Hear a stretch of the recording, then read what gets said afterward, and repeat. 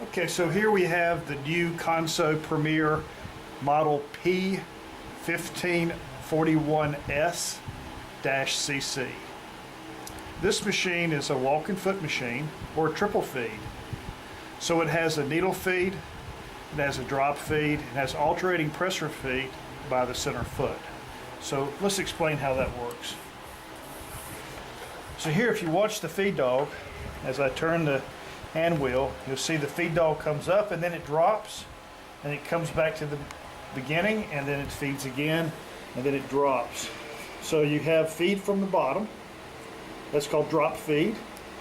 And if we watch the needle itself, the needle goes down and it follows the path of the feed dog and feeds with the feed dog, and that's called needle feed.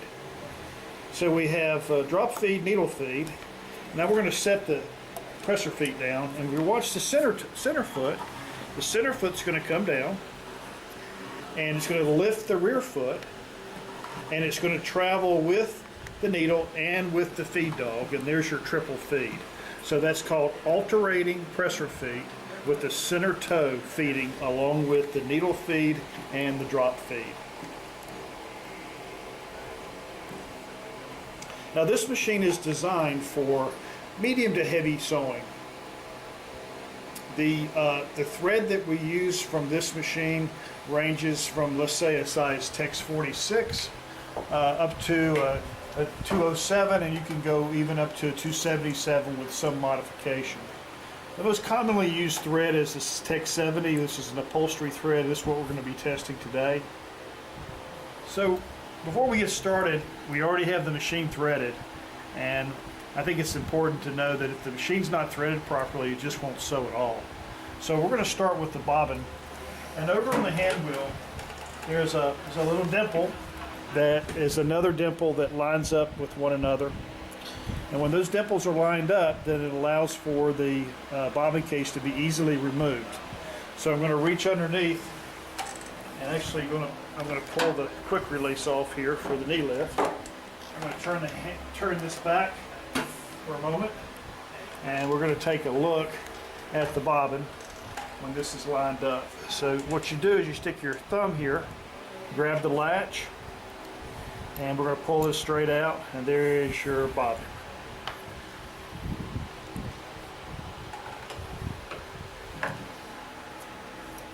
Now to adjust your tension on your bobbin, we have a tension spring right here, and we have adjustment to that tension spring right here. This is the screw that holds the tension spring on. So what we're going to do is we're going to put the bobbin in. There's one way the bobbin goes in. So if you notice how this has got a cross grain to it, we're going to come cross grain against that, and we're going to thread the machine up here, back through here, underneath the tension spring, and we want a medium pull, medium to heavy pull actually, not too heavy, not too light, a little bit of medium. So a good pull, good steady pull here on this. It's hard to judge or tell someone how to do this, but I think you'll get a feel for it. It's not a home machine, so you know a little more pull than that. Now we're going to take this and lift the bobbin case latch up. I'm going to put my thumb under here for a reason. I'm going to bring this thread around. I'm going to hold it right here in between here, my forefinger and my thumb. Now by doing so, if we look right here, I'm going to center this post on the bobbin case on the hook, and this is going to come in. My thumb's going to touch, close it up, and it's all in. Okay, so let's go ahead and set this back down and get it settled in. We got your quick release. We'll put our quick release back in here, which is your pressure foot arm.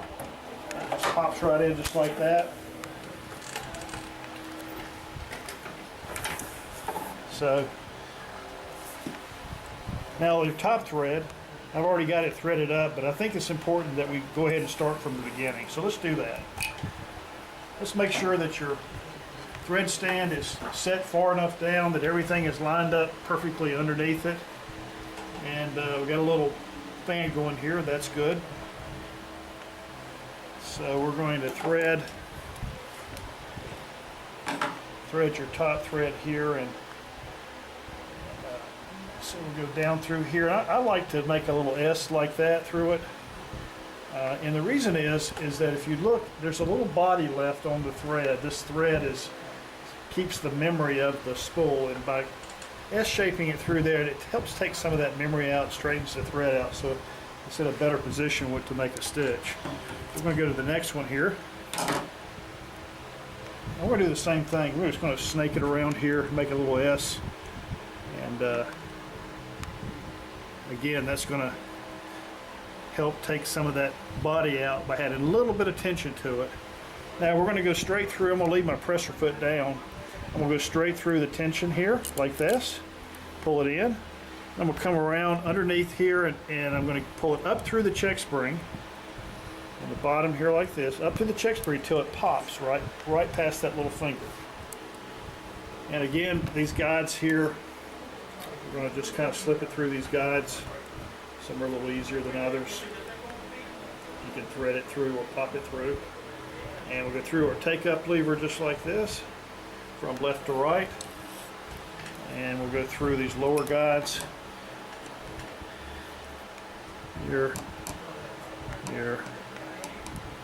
And we're going to go underneath this little light tension spring. And this is another little neat gadget that helps take some of that slack out as the take-up lever is moving it up and down. So now we're going to go through this lower guide here, and we're going to go through the needle bar thread guide, and we're going to thread from left to right through the needle, just like so. So now we've got the top and we got the bottom set. Now, once we have the bobbin tension set, we'll need to adjust the top tension. We're not going to know that until we sew on. So we're going to start off with just a simple layer. Now, typically I like to tell people to hold your top thread when you start. And what you can do is basically just turn the hand wheel. You can bring your bobbin thread up like so. And now you've got your bobbin thread. It's on the top side, and when you start sewing, you're good to go. That way you don't have any real problems or issues from the beginning by holding your top thread. You can also take your top thread and go through the presser foot and allow the outside foot to hold it, and then you don't have to hold it by hand. So let's just sew a little bit here at a slow speed. Let's take a look at what we have. Looks pretty good. We've got a little bit of bottom thread coming up, but we're only sewing through one layer. Okay, and so typically I would loosen that up for this particular one layer. And let's see what happens with two layers.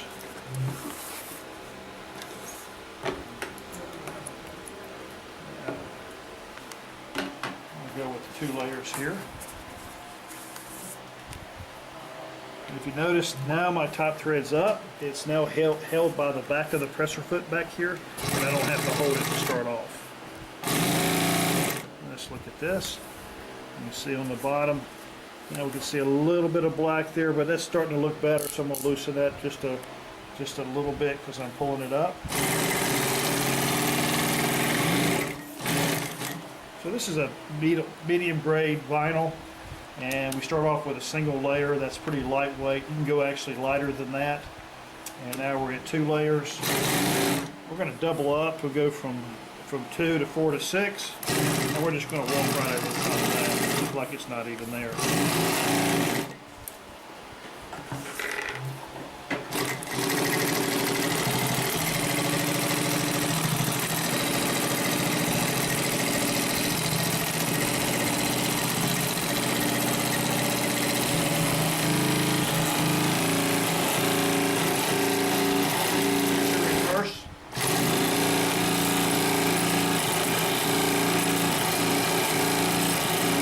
Even over these thick seams already, we're sewing over reverse. Let's get a little bit bolder here. Let's go ahead and double up a couple more pieces. So we're 2, 4, 6. Now we're at 8 layers over top of seams.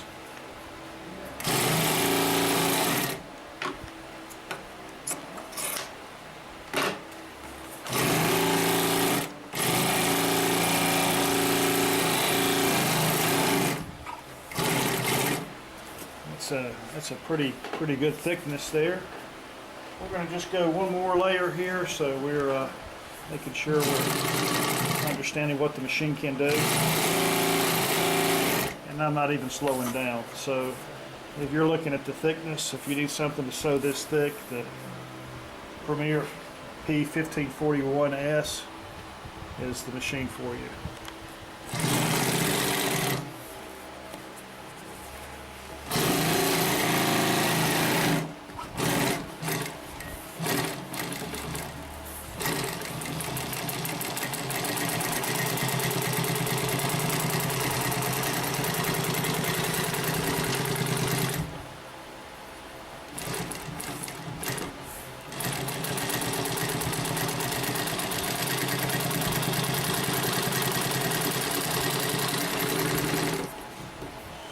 We're already at 16 layers here, and just want to show you a little runtime on the machine.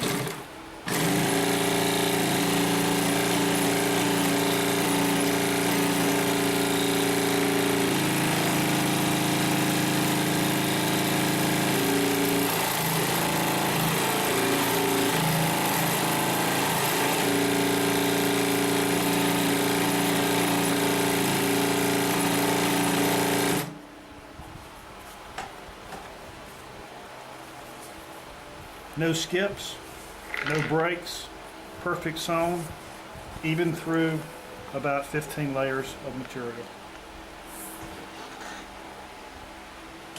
So the P1541S-CC, we're going to be talking about some of the nice features of the machine. Some of the more obvious features is it has a built-in bobbin winder here with an automatic release. It has a super large hand wheel, which gives you the ability to drive through pieces. We've also incorporated a climbing device here that allows us to change the step of the presser feet by turning the knob without having to reach for a wrench. We have a stitch regulator with a push button locking device. We have a reverse that's located here. There's a side load bobbin, so we want to turn the hand wheel here until we line up to these two dots, and we're going to pull the bobbin out one more time. Show you what the bobbin is. This uses a pre-wound bobbin size M, which is a large bobbin, and it's side load. So now that I've taken it out and I want to put it back in, it's easy to pop it in. If you notice, I didn't have to remove my material, and I never missed a stitch. Has a unique feature, a release on your tension, so you can either do this by the back here by hand, you can lift it, or you can lift it by your foot. But if you watch, it releases our top tension. So our top tension becomes loose and allows us to bring the hand wheel up, lining everything up to remove it, lift my presser foot, and it automatically releases my tension. So if you didn't have that, you would be struggling. This machine has a quick release right here. It allows us to quickly release our knee lifter. It has a spring that holds it together. I'm going to tilt the machine back now. We'll take a look at,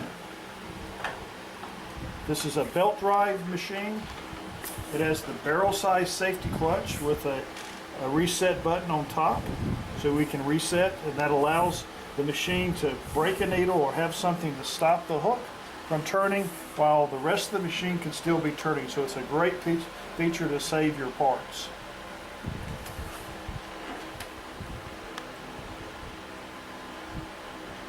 The presser foot on this machine is put release back on.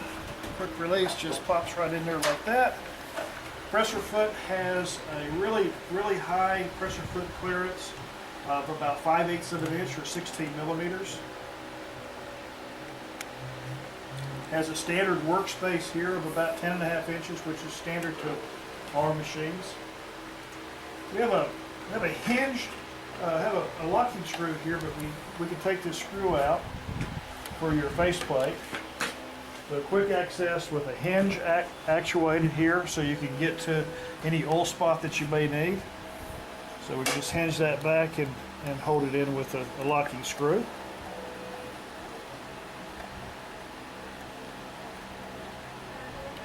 The speed of the machine depending on the material and what you're sewing thread-wise, is around 2,800 RPMs. Has a lower thread guide with tension, so that here we have a lower thread guide with a tension on it. Also helps take some of the body out of the thread. And we have an adjustable take-up. This is a loop, so when you start having some loops on your thread, we can actually raise and lower this guide here, and it helps to eliminate the looping that you have with hook timing. That's all.